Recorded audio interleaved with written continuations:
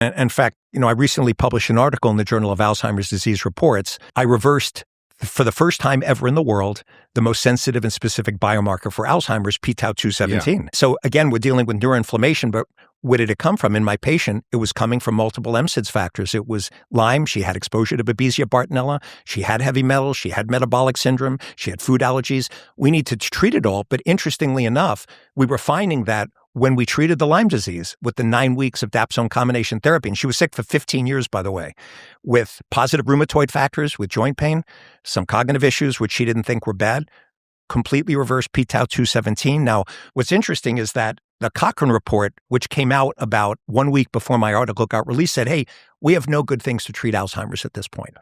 The article comes out 1 week later, and what I did is I proved the hypothesis, right? We're in the middle of an Alzheimer's epidemic where the NIH said that 42% of people over 55 years old are now going to become demented. Right. I mean, it is really frightening, especially when they say we don't have answers.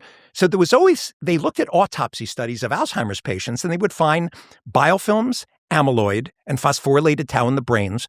So there was an association, but they couldn't say causation. This is the first time I proved causation by completely reversing this biomarker, p-tau217, with this 9-week program. And this woman was, by the way, was sick for 15 years. And the symptoms got better. Her joint pain got better. Rheumatoid factor reversed because it wasn't rheumatoid arthritis. It was from the Lyme bacteria driving rheumatoid factors. What about her memory? Did it get better? It also improved. She thought it was her meditation that was keeping her stable. And she noticed after she was done, she's like, oh my God, I'm so much clearer. By the way, I have a second patient. I just did the same. I haven't published it yet. We reversed his beta amyloid ratios with Dapsone. So here we have an Alzheimer's epidemic where I found that all 16 MSIDS factors are associated with it. The Cochrane report is saying, hey, we don't have anything good out there to treat.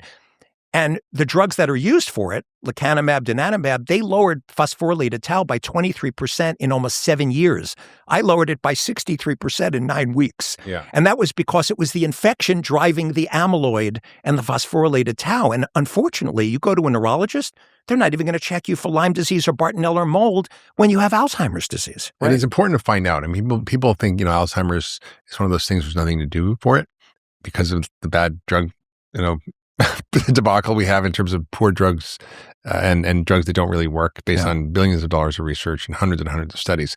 But what you're saying is using this approach, which is looking at root causes, looking at treating the whole system, peeling all the layers of the onion, you can actually start to see changes in these people. And I've seen the same thing in my practice. And Dale Bredesen, who's quote on your book, also has done this. And, for us out there doing it, we sound a little bit like quacks because, we're reversing Alzheimer's. Well, it isn't really. Alzheimer's is just a symptom. It's a neuroinflammation of the brain. And so if you can reduce the load on the brain, it can improve. Same thing with autism or ADD or depression. And Chris Palmer's done this work at Harvard with schizophrenia, psychosis, bipolar disease. It's a trial published, I think the other day on ketogenic diets. It was a randomized controlled trial for bipolar 1 and schizophrenia and psychosis showing reversal. So the data is really starting to emerge around this, and ketogenic diets work by reducing brain inflammation. That's how they work. Your work is so important on this, and I think that I want to kind of double down on what you've been kind of alluding to, which is this Dapsone protocol, because you mentioned a few times, Julian, what are you talking about, and what does this do, and how does it reverse Lyme, how does it reverse Alzheimer's? Tell us about what it is, how you discover, because you and I work together with many patients, and often I would say, hey, I got this complicated patient with these 3 tics or this thing. What's the best drug protocol? And you kind of coach me through it. That's probably started doing that 25 years ago with you. But this is kind of a newer iteration of your thinking on this, because I think a lot of you're part of the ILAD Society, and I was one of the founding members. Yeah. And you and I both seen people who've just been on years of antibiotics, on IV antibiotics, on heavy doses, and often they don't really get that much better. And I really worry about that approach. Yeah. So, I do too, by the way. So, and that's why I never use long-term antibiotics anymore. Yeah. The real key point for me is about 10 years ago, Johns Hopkins researchers found out that Lyme was a specific type of a bacteria called a biofilm persister bacteria, like tuberculosis and leprosy.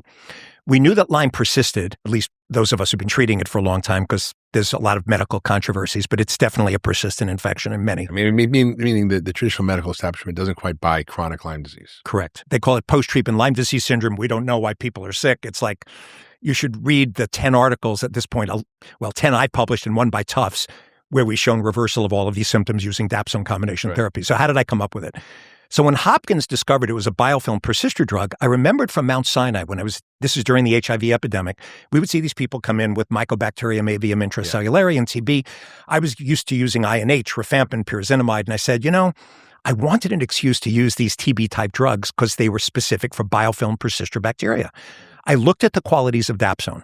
So tuberculosis is one that's known in traditional medicine to be this, and that's why we use those drugs. Absolutely. Yeah. So I looked at Dapsone, and it was, all right, it gets great penetration into the brain. Maybe I don't have to use IV drugs, which is true. I've never had to use IV drugs anymore since Dapsone. It's amazing penetration in the brain. Number two, it blocks NLRP3 inflammasomes in the brain. So with Alzheimer's disease and autism and many of these different diseases, we know that there's an inflammatory pathway in the brain that gets switched on. Dapsone is an inflammasome inhibitor. Yeah. So in a study by Lee et al. With like 3,000 to 4,000 people over 16 years, he gave them 100 milligrams of Dapsone. The rates of Alzheimer's were like this, and the people who didn't take Dapsone was 6 times higher. Wow. So it's lowering inflammation in the brain, great penetration. It has anti-malarial properties. It hits Babesia, not great, but about 25% of the cases. It's used for autoimmune diseases. We talked about all the autoimmune manifestations of Lyme, right? And it's a biofilm persister drug, so it checked all the boxes. So I started trying it, and I published my first article, 2016, on 100 patients on low-dose Dapsone. Fatigue got better, joint pain got better, neuropathy got better, brain fog, headaches, it was the only thing statistically that didn't improve. But as I tweaked the protocol over the last 10 years, I got it down to 8 to 9 weeks at this point, and it doesn't matter whether you've been sick for 20, 30 years. If you have Lyme without active Babesia bartonella, without mold, this protocol will put about half of the people in remission from 9 weeks of antibiotics. And it's not just Dapsone, it's a cocktail. It's a cocktail of drugs. So we found, and I did a study with Eva Shoppe from the University of New Haven in culture. And by the way, this is a drug that was used for leprosy. It is a leprosy drug, right? It's been around for 50, 60 years, right? They also use it, by the way, for Behçet's disease and a severe autoimmune illness. And so what I found is in culture, every time we added a drug, like when we added doxycycline to Dapsone, it lowered the biofilm persister. We added rifampin to doxy and Dapsone. It lowered the biofilm persisters even more. We added Zithromax. So I came up with it because we found this 4-drug regimen sufficiently lowered these biofilm persisters. And if you pulse it, you cannot get rid of these persister bacteria with chronic antibiotics. It doesn't work. You've got to pulse it. That's how you get rid of them. So we now do a 9-week protocol. Which if is they have not every day. Well, it's 9 weeks continuously, but they're on 4 probiotics with 500 billion of these different probiotics twice a day, right? With nystatin, very low carb diet. We don't see, I haven't, by the way, seen a case of C. diff on this in years. No candida as long as you're staying. And basically all the lab abnormalities of anemia and methemoglobin, they reverse within 6 to 8 weeks off the protocol. So right now I applied for a randomized NIH trial with a double-blind placebo multi-center trial. Unfortunately, it was turned down. Oh.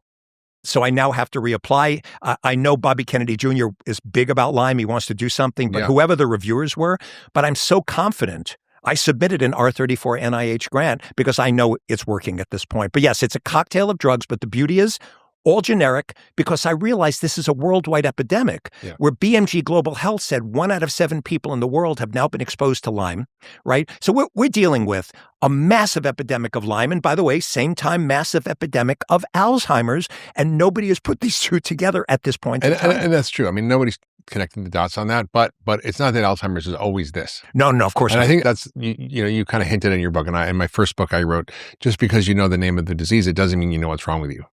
Right? Alzheimer's is a syndrome.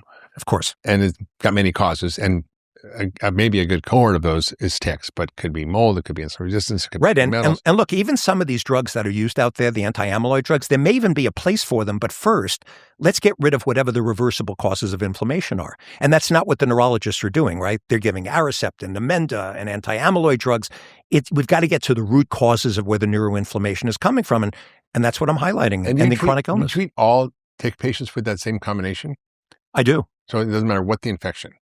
Well, the beauty before it used to be this regimen for this one, this one for that one. Now you're saying everybody should get the same. Well, so if it's Bartonella requires a minimum of 4 2-week pulses of Dapsone, but it's only 6 days of Dapsone. We found with Bartonella is actually much more difficult to treat than Lyme. If you don't have Bart, I can generally get you better much easier within this 9 weeks. But Bart requires about 2 to 3 months apart, just 2 weeks of antibiotics, short pulse, actually 13 days. Separately. If you have Babesia, Mepron and Zithromax isn't working. The old drugs aren't working. So I have in my new book, under the 3 Bs, tafenoquine. Tafenoquine is a newer drug for babesia. We mix it with malurone and herbs like artemisinin, Chinese skullcap, Japanese knotwood, acornia. We find that when we mix these herbs with tafenoquine and malurone, we're getting much better results for babesia. So you do have to treat some of these infections, differently and separately. But the beauty is we do have now some cutting edge approaches that are getting many of the patients better. And you also use, in addition to the Dapsone, doxycycline, minocycline, rifampin, hydroxychloroquine, which is... And the reason for Plaquenil, by the way, is it alkalizes the intracellular compartment, so these antibiotics are more effective, helps with the autoimmune manifestations, even hits the cystic forms of Lyme, another form of the bacteria that exists. So it took me a long time looking at the biochemistry of the bug and the science and the biology to figure this out. And 10 years later, I published 10 studies. Tufts, by the way, published one that showed that this combination of rifampin dapsone cures Lyme in the animal model. So now I have a culture study, we have animal studies, and I have 10 published studies with around 375 patients retrospectively, all statistically significant: fatigue, brain fog, joint pain, muscle pain, nerve pain, day sweats, night sweats, neuropathy. It all gets better from the protocol. And you also use methylene blue, which I found interesting. So tell us about that, because I think people hear about it and people think, they take these lozenges, their mouth gets blue. Well, they're using it for Alzheimer's, right? I mean, they're using like low-dose methylene blue as a mitochondrial supplement for Alzheimer's. So one of the side effects of Dapsone is elevated methemoglobin. It's where you don't carry oxygen well in the blood. So we started adding methylene blue because many of our patients, about 90%, have Bartonella. Johns Hopkins, again, they published that if you do for 6 days in culture rifampin, zithromax, and methylene blue, it kills BART. So when I was designing the protocol, I realized I needed methylene blue to not only hit the Bartonella, but to lower the side effects of Dapsone. Interesting. And it's got mitochondrial regeneration properties at the same time. And we do a mitochondrial regeneration when we're done with the protocol anyway for all the free radical oxidative stress. So yeah, the methylene blue is an integral part of the protocol. And we slowly go up to make sure people tolerate it. It's also anti-infectious. It is anti-infectious. And they use it in the blood supply, by the way, to kill. I don't know if you knew this. No. In the blood plasma supply, when they're treating for all the red blood cells they're storing, methylene blue is what's used to kill all the infectious agents that's in our blood supply. Oh, that's fascinating. So it's an anti-infectious. It protects against the side effects of the Dapsone, helps mitochondrial function, energy production. And it's hitting Bartonella at the same, when I designed it, I was looking at all of these factors at the same point. And again, I've been doing this for 42 years, right? With all these thousands. It took a while to figure this out, but we're kind of there. I know. It's pretty crazy. I think and you outline all these protocols in your book, right? So what I do in ending chronic illness, a lot of people, I did it like a cookbook. In the chapter under the 3 Bs, I do this literally week by week. These are the medications. These are the lab tests you need to do. This is when you need an electrocardiogram to make sure your QT interval is good. It is written out literally like a cookbook that anyone can take ending chronic illness to their doctor, and they can just do it step by step so they know exactly the protocol. And I even put in here a low-dose Dapsone protocol for people that are sensitive, because many people get Herxheimer reactions where you're killing off the bacteria. The inflammatory response is huge. I told people how to do it much lower and slower for those people who, and as an example, my wife, when we didn't know the dosage, we gave her Dapsone 50 milligrams for a year, repeated her test, PCR positive in the blood. I gave her 100 of Dapsone for 6 months, relapse within a month or two. A patient came in, by the way, this is how I discovered the dose. A patient came in who was sick for 7 years, he was his 3rd month, 4th month on Dapsone. He comes in and says, "Doc, I'm feeling terrible." I said, "Oh, what are you taking?" "Well, I'm taking, Doxy twice a day, rifampin twice a day, and Dapsone twice a day." I said, "Oh my God, you're taking too much. You're taking 100 twice a day." I said, "Stop it. Come back in a month."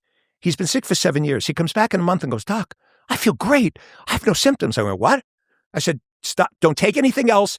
Just come back in 3 months." Comes back in 3 months, no symptoms. Comes back in 6. So I said to my wife, "Would you like to be a medical guinea pig?"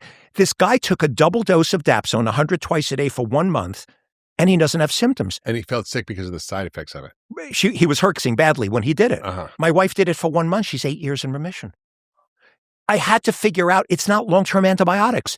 It took me years to figure out the dose and how to combine the medications in a way that it was a very short-term effective protocol. And my wife was one of the first people actually who got better from it. That's quite amazing. That's quite amazing. Again, I've been following you for a long time and tracking all the different iterations of your thinking. And this is definitely an evolution, and it seems more elegant, and it answers a lot of the questions that I have around these long-term antibiotic patients who just don't get better. I do not do long. I don't believe long-term antibiotics should be given to anyone because you know the effect of the microbiome on the gut, and it doesn't kill the Lyme. It's suppressing the bacteria, right? By the way, they've even shown in some of these you get more biofilm formation if you do this. So we need an entirely new approach, which is pulsing short-term while supporting the microbiome, and then using these biofilm persister drugs like Dapsone. And I do believe, by the way, even in Alzheimer's, because Dapsone inhibits this pathway in the brain, NLRP3 inflammasomes, I don't know why anyone has not taken Dapsone like they did in the study from South Korea. 4,000 people, their Alzheimer's rates were like this. Use low-dose Dapsone. And they used it for what there? They were using for leprosy. But they found when they looked at the Alzheimer's cases, Dapsone was stopping people from getting Alzheimer's disease. And it's 4,000 people over 15 years that they looked at this. That's incredible.